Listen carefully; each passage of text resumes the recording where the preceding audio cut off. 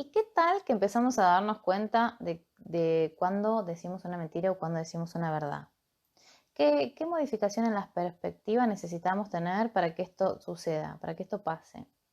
Yo siempre te digo que toda esa información, que nos compramos mentiras, pero en realidad es simplemente que tenemos un montón de información guardada en la cabeza que ejerce como verdad, pero que en verdad no es verdad, es simplemente el punto de vista de los demás, que pueden ser nuestros padres, nuestros familiares.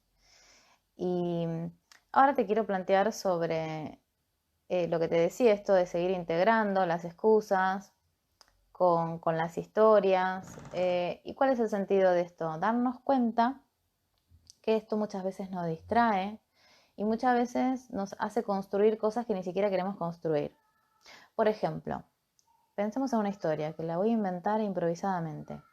Supongamos que vos vas al mar y cada vez que fuiste a la playa, al mar con tu familia, tu mamá te decía, no, no te metas al mar porque es muy peligroso.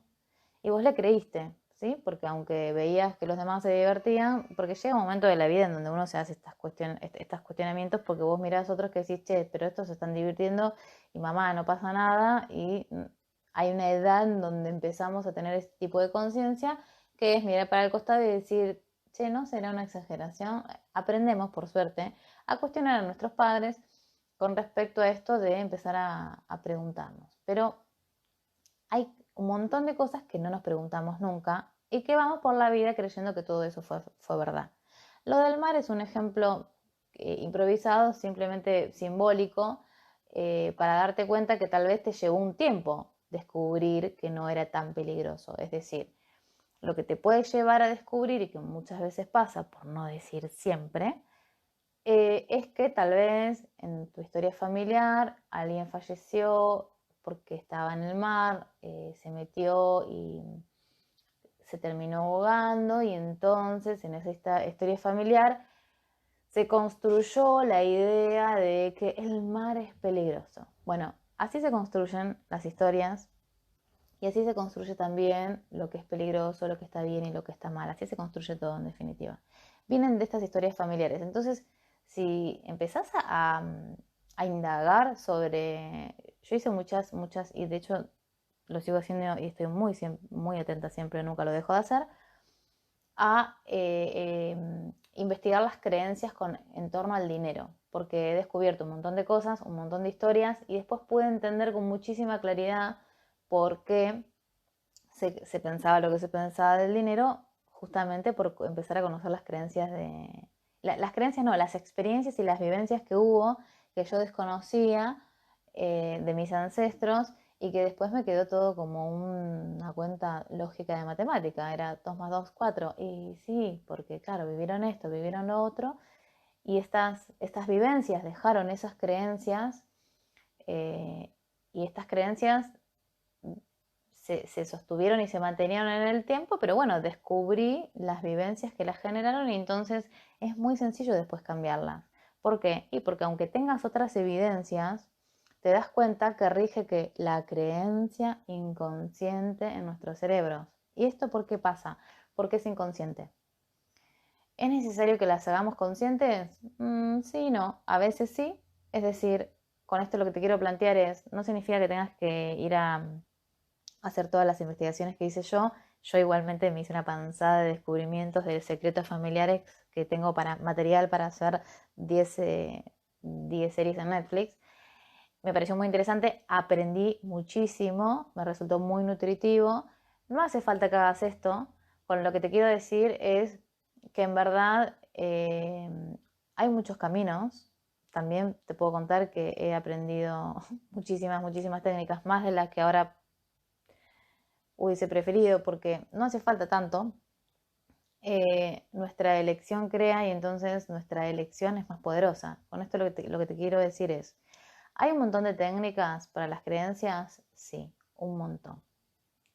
Lo asumo, lo reconozco porque aprendí muchas de esas, de las que existen, por no decir creo que aprendí todas. Lo que pasa es que después terminé aprendiendo que nada es más poderoso que nuestra elección.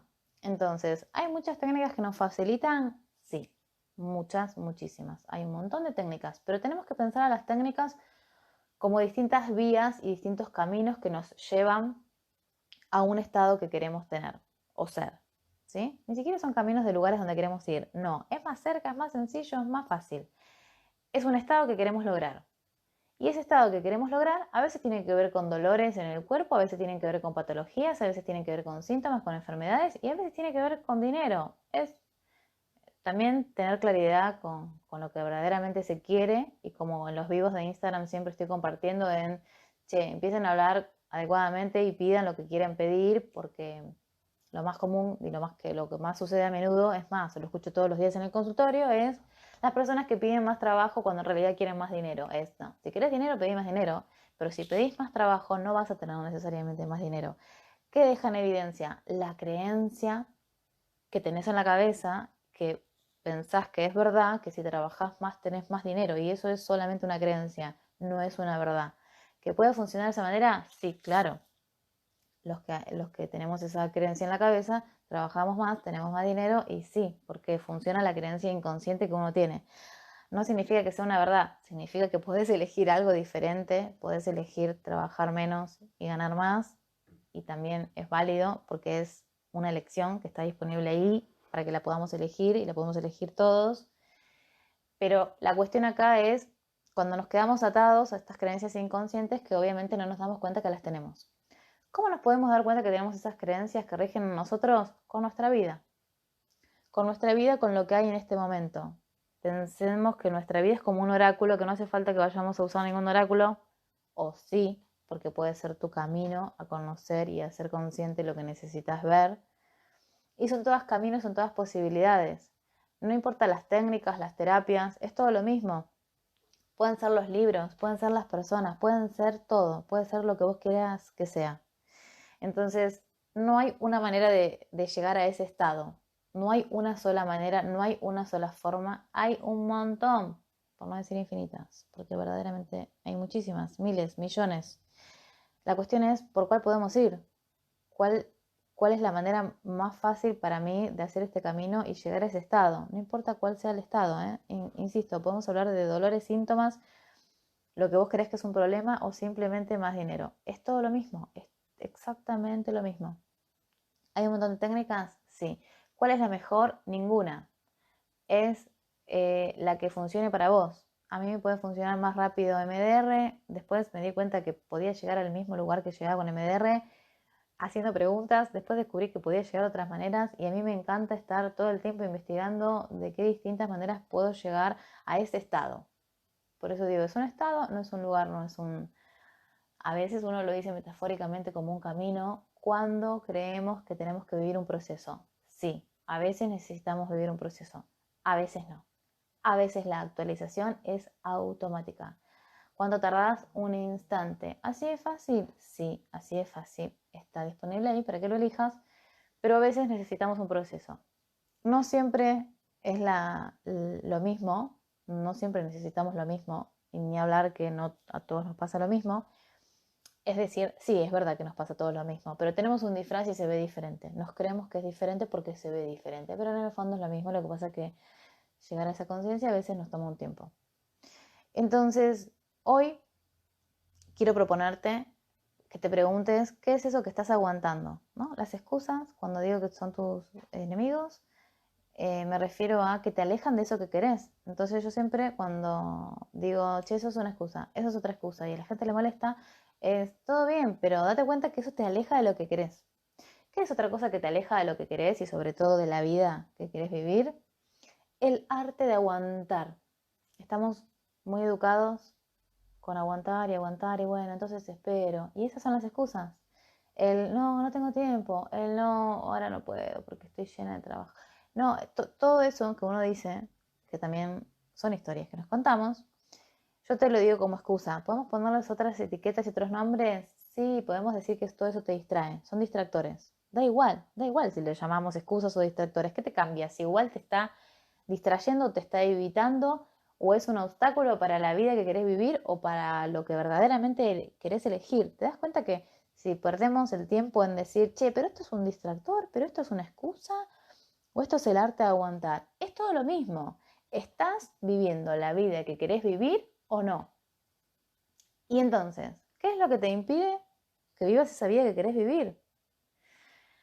Porque un día de estos nos vamos a morir.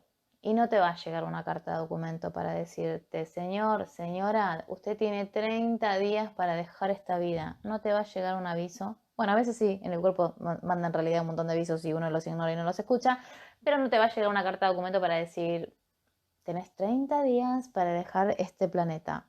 No, un día lo dejas.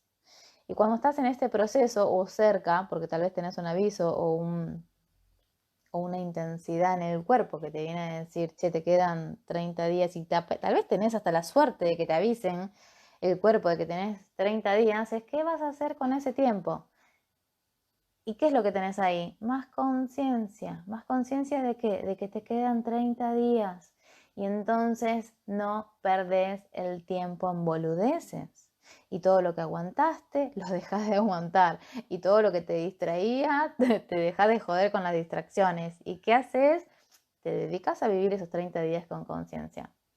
Entonces, tal vez toma este episodio como un aviso, como una carta de documento que te viene a decir, che, ¿en qué estás aguantando?